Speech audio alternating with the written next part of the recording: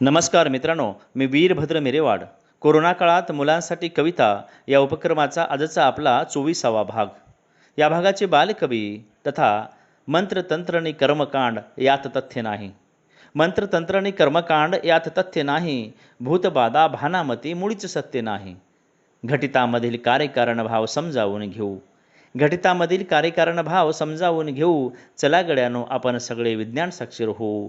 चला गड्यानो आपण सगळे विज्ञान साक्षर होऊ. हा मोलाचा संदेश समस्त मुलांना तथा समाजाला देणारे. बालकविता लिहिण्याची जणू काही जादूच त्यांच्या हातात आहे, असे मान्यवर संपादक, समीक्षक, कवी, लेखक माननीय डॉक्टर सुरेश सावंत, नांदेड. माणसांच्या मनात विकारांची अनेक वारुळे असतात. नाना प्रकारच्या वासनांचे लहान मोठे सर्प त्यात वळवळत असतात. केव्हा कोणता नाग फणा काढून विषारी फुत्कार करील याचा नेम नसतो. विवेकी मनुष्य ही वारुळे व दूषित मनं नाहीशी करण्याचा प्रयत्न करतोय. मला वाटतं सावंत सर हे समाजातील दूषित मनं व वासनेची वारुळं आपल्या कवितेमधून नष्ट करू पाहतात. सरांच्या जांभूळबेट, बालकनीती आणि पळसपापडी या बालगीत संग्रहाला महाराष्ट्र सरकारचा उत्कृष्ट वाङ्मय निर्मितीचा पुरस्कार प्राप्त झाला आहे. भारत सरकारने त्यांना राष्ट्रीय शिक्षक पुरस्कार देऊन सन्मानित केला आहे. हिरवे हिरवे झाड, भूताचा भाऊ, काठीचा घोडा, रानफुले यासह त्यांचे 9 बालगीत संग्रह आहेत. आणि हातीचे पंख गळाले, भारतरत्न अटल बिहारी वाजपेयी यासह 37 पुस्तके त्यांच्या नावावरती आहेत. दशकातील उत्कृष्ट बालसाहित्यिक म्हणून त्यांचा गौरव करण्यात आला. शालेय विद्यार्थ्यांनी लिहिलेली माझा शिक्षक चरित्रनायक, एकनाथ आव्हाड यांचे बालसाहित्य बालकांच्या नजरेतून आणि डॉक्टर भगवान अंजनीकर यांचे बालसाहित्य बालकांच्या नजरेतून अशी पुस्तके सरांनी संपादित केली आहेत. विविध प्रतिष्ठित 25 पुरस्काराने सर सन्मानित आहेत. विद्यालय व विद्यापीठ स्तरावर त्यांच्या कविता अभ्यासक्रमाला आहेत. 55 पुस्तकाला सरांनी पाठराखण व प्रस्तावना लिहिली आहे. नांदेडच्या स्वामी रामानंद तीर्थ विद्यापीठात त्यांनी PhDचे गाईड म्हणून काम केले. महाराष्ट्र राज्य साहित्य संस्कृती मंडळ आणि मराठवाडा साहित्य परिषदेचे ते सदस्य आहेत. राज्य व राष्ट्रीय पुरस्कार प्राप्त शिक्षक विचार मंचचे ते अध्यक्ष आहेत.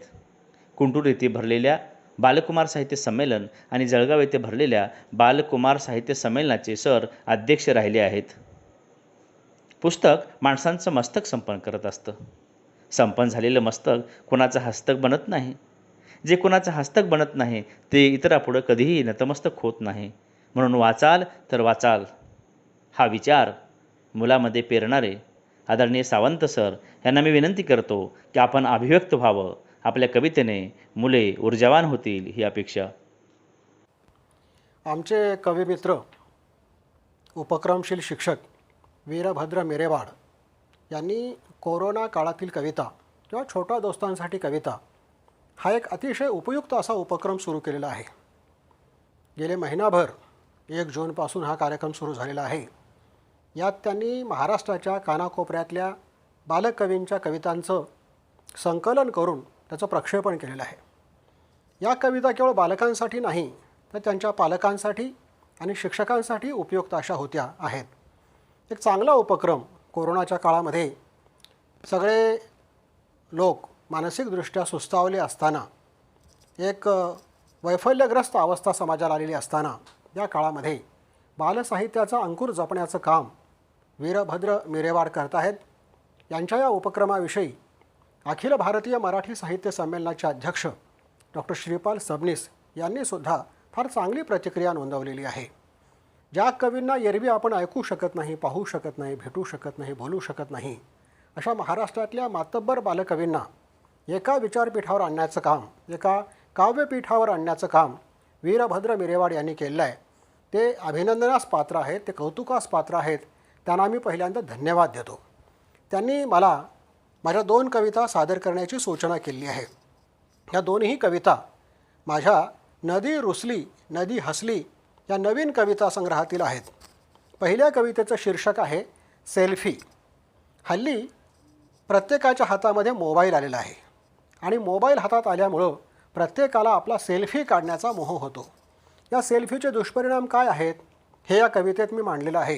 ही कविता किशोर मासिकामध्ये यापूर्वी प्रकाशित झालेली आहे. ती अनेकांना, बालकुमारांना, शिक्षकांना, पालकांना आवडलेली आहे.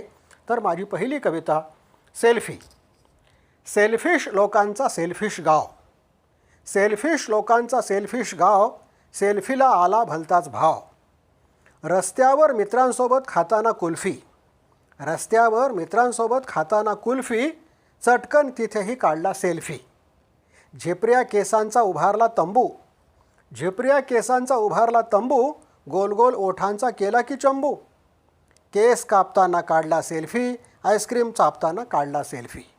केस कापताना काढला सेल्फी, आईस्क्रीम चापताना काढला सेल्फी. जेवणाच्या टेबलावर वळवल्या माना, जेवणाच्या टेबलावर वळवल्या माना, रिंकू टिंकू जवळजवळ याना.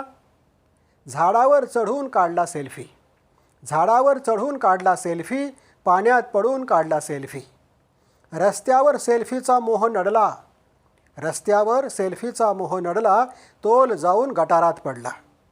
सदान कदा चालू सेल्फीच्या गप्पा, सदान कदा चालू सेल्फीच्या गप्पा, सेल्फीचा इतका नाद नको रे बाप्पा. उठसूट सेल्फीचे काढू नका नाव, शेवटी उठसूट सेल्फीचे काढू नका नाव, अतिरेक टोकाचा बरा नव्हे राव, अतिरेक टोकाचा बरा नव्हे राव. ही झाली माझी पहिली कविता. दुसरी जरा वेगळ्या विषयाची, वेगळ्या आशयाची कविता आहे. या कोरोनाच्या काळामध्ये, लॉकडाऊनच्या काळामध्ये जर सगळ्यात चांगली साथ दिली असेल कशाने, तर ती पुस्तकाने दिली आहे. पुस्तक हा माणसाचा अतिशय सच्चा मित्र आहे. हा मित्र करमणूकही करतो, ज्ञान देतो, माणसाला ज्ञानसंपन्न करतो, ज्ञानानं समृद्ध बनवतो. अशा माझ्या पुस्तक या मित्रावरची ही कविता आहे. कवितेचं शीर्षक आहे पुस्तक माझा मित्र.